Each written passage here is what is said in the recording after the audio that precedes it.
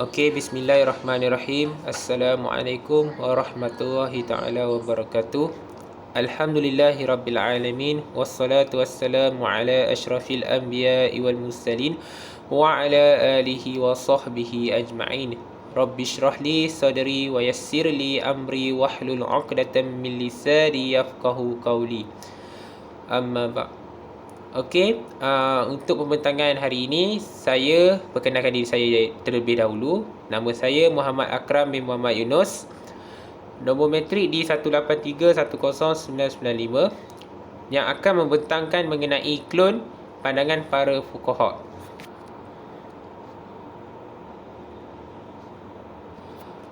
Kita akan terus ke definisi pengklonan. Perkataan klon berasal daripada bahasa Yunani, iaitu clone. Klon merupakan replika atau pendua daripada sesuatu organisme. Pengklonan pula merupakan proses pembiakan seksual tanpa memerlukan percantuman sel jantan, iaitu sperma, dengan sel betina, iaitu ovum. Tetapi yang diperlukan ialah sel matang yang mengandungi kod genetik, iaitu asid deoksiribonukleik, ataupun lebih mesra dikenali sebagai DNA. Seterusnya kita akan bercerita tentang sejarah pengklonan. Yang pertama, pada tahun 1952, Robert Briggs dan Thomas King berjaya mengklonkan berudu melalui proses nuclear transfer. Seterusnya pada tahun 1963, embriologi Cina yang bernama Tong Dizhou telah berjaya mengklonkan seekor ikan mas. Seterusnya, pada tahun 1978, Louis Broom telah menghasilkan bayi tabung uji pertama di dunia. Seterusnya, pada tahun 1987, klon haiwan melalui embrio telah berjaya dihasilkan terhadap kambing dan lembu. Pada tahun 1997 pula, seekor biri-biri telah berjaya diklonkan di institusi Roslin di Edinburgh, Scotland, yang diberi nama Dolly, dan ia hanya hidup selama 6 tahun dan disahkan mati kerana menghidap penyakit peparu. Dan yang terakhir, iaitu yang terkini, pada tahun 2002, seorang bayi manusia yang bernama Eve telah dilahirkan dengan teknik pengklonan oleh Dr. Brigitte Boisselier. Habis bahagian sejarah, kita akan terus ke kesan-kesan pengklonan. Kita pergi dulu ke bahagian kesan baiknya, iaitu yang pertama, memberi harapan kepada pasangan yang bermasalah untuk mendapatkan anak. Yang kedua, pengklonan boleh digunakan untuk mengubati penyakit atau menggantikan organ yang telah rosak seperti jantung, hati atau ginjal. Yang ketiga, pengklonan ini juga adalah untuk buah-buahan dan tumbuh-tumbuhan bagi menghasilkan hasil yang berkualiti tinggi. Sebaliknya, kesan buruk juga terdapat dalam proses pengklonan, iaitu yang pertama, melahirkan generasi manusia yang boleh mencipta manusia sekaligus menafikan kuasa Tuhan. Yang kedua, meruntuhkan institusi kekeluargaan kerana seorang lelaki atau wanita tidak memerlukan pasangan untuk mendapatkan anak. Dan yang ketiga, kadar keguguran dan kematian bayi yang baru lahir adalah tinggi. Habis bahagian kesan pengklonan, kita akan terus ke pandangan mengenai klon dari perspektif Islam dan sains barat. Kita tinjau dulu untuk perspektif barat. Pengklonan manusia diharuskan dengan alasan penyambungan zuriat. Keadaan ini berlaku kerana intuisi, emosi dan pandangan peribadi jarang dikaitkan dengan budaya dan agama Kristian. Pelopor teknologi genetik iaitu Profesor James Watson pernah berkata, teknologi genetik memungkinkan penciptaan manusia luar biasa atau human monster. Manipulasi gen yang dilakukan ke atas organisma klon akan melahirkan organisma yang mempunyai nilai tambahan atau superhuman. Manakala dari perspektif Islam menggalakkan kajian dalam bidang sains dan teknologi selagi tidak mendatangkan kemudaratan kepada manusia dan alam sekitar. Terdapat kebaikan pengklonan yang mampu dilaksanakan seperti pengklonan tumbuh-tumbuhan dan haiwan. Pengklonan juga mempunyai kebaikan dari segi perubatan.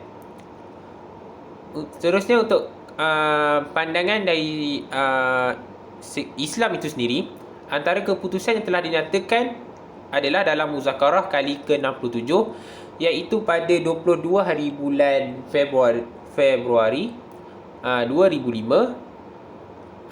Pengklonan terapeutik untuk tujuan rawatan perubatan seperti mencipta sel-sel tertentu atau menggantikan organ yang telah rosak dengan mengambil kira langkah-langkah sempadan oleh syarak adalah diharuskan. Seterusnya, bagi Profesor Muhammad Nizam, beliau pernah berkata, kita bukan melakukan tugas Allah dalam urusan kejadian manusia. Perkara itu yang dimaksudkan ialah kelahiran Eve tidak akan berlaku jika ia tidak dapat keizinan dari Allah Subhanahu Wa Taala. Seterusnya, pengarah bahagian penyelidikan Jabatan Kemajuan Islam Malaysia iaitu JAKIM, Mustafa Abdul Rahman pernah berkata, pengklonan akan melahirkan manusia tanpa perkahwinan atau tanpa berlaku percampuran antara benih lelaki dan perempuan. Dan yang terakhir dari Mufti Mesir iaitu Dr. Naus Farid Wasil menegaskan bahawa pengklonan manusia tidak harus pada pandangan syarak kerana menjejaskan beberapa perkara termasuk hukum hakam, kesihatan, kemasyarakatan dan perundangan. Habis bahagian pandangan, kita akan terus ke bahagian klon yang diharuskan, iaitu yang pertama, klon janin untuk tujuan kajian dengan syarat janin mesti dimusnahkan dalam tempoh 120 hari di mana pada ketika itu roh sudah ditiup masuk. Yang kedua, klon untuk tujuan perubatan seperti penghasilan sel tertentu untuk menggantikan sel yang rosak. Yang ketiga, klon untuk tujuan penghasilan makanan. Hal ini bagi menghasilkan bahan tanaman yang bermutu tinggi, sihat, bebas penyakit dan seragam dalam jumlah yang besar. Dan yang terakhir, klon haiwan dan tumbuhan. Penciptaan tersebut sangat penting kepada kehidupan manusia dan bukan untuk sesetengah individu sahaja. Ia tidak membahayakan binatang itu sendiri sekalipun untuk jangka masa yang panjang. Kerosakan yang terjadi tidak melebihi manfaat yang akan didapati dari hasil pengklonan tersebut. Seterusnya kita akan bagi pada sebab pengharaman klon manusia. Yang pertama, menjatuhkan martabat manusia setaraf seperti haiwan. Yang kedua, memberi implikasi ataupun kesan yang buruk kepada individu dan masyarakat serta terhakisnya ikatan kekeluargaan dari segi syarak dan undang-undang. Antaranya, yang pertama, menafikan hak seseorang anak dari segi nasab, menimbulkan komplikasi dan kedudukan anak serta ibu tidak lagi terjamin dari sudut syarak seperti perwalian, nafkah, harta pusaka, penentuan aurat dan sebagainya. Yang kedua ialah menambahkan lagi masalah ibu tunggal dan anak yang tidak mendapat kasih sayang daripada bapa serta memusnahkan institusi kekeluargaan tersebut. Dan yang ketiga, bertentangan dengan fitrah kejadian manusia yang telah ditetapkan oleh Allah Subhanahu Wa Taala. Allah Subhanahu Wa Taala pernah berfirman dalam surah Al-Hujurat ayat yang ke-13, A'udzu billahi minasy syaithanir rajim. Ya ayyuhan nasu inna khalaqnakum min dzakarin wa untha وَجَعَلْنَاكُمْ شُعُوبًا وَقَبَائِلَ لِتَعَارَفُوا إِنَّ أَكْرَمَكُمْ عِندَ اللَّهِ أَتْقَاكُمْ إِنَّ اللَّهَ عَلِيمٌ خَبِيرٌ. Sadaqallahul Azim. Yang bermaksud, wahai umat manusia, sesungguhnya kami telah menciptakan kamu dari lelaki dan perempuan, dan kami telah menjadikan kamu berbagai bangsa agar kamu berkenal-kenalan. Sesungguhnya yang paling mulia di antara kamu di sisi Allah ialah orang yang paling bertakwa. Allah Maha mengetahui lagi Maha teliti. Selain itu, Allah juga berfirman di dalam surah Ar-Rum ayat 21, ya, wa min ayatihi an khalaqa lakum min anfusikum azwajan litaskunu ilaiha waj'ala bainakum mawaddatan wa rahmah inna fi dhalika laayatin liqaumin yatafakkarun. Sadaqallahul azim.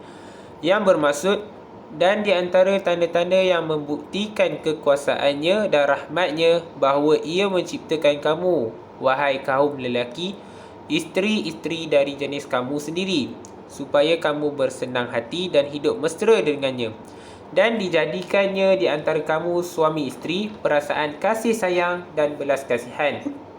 Sesungguhnya yang demikian itu mengandungi keterangan-keterangan bagi orang-orang yang berfikir. Seterusnya untuk yang terakhir, iaitu kesimpulan.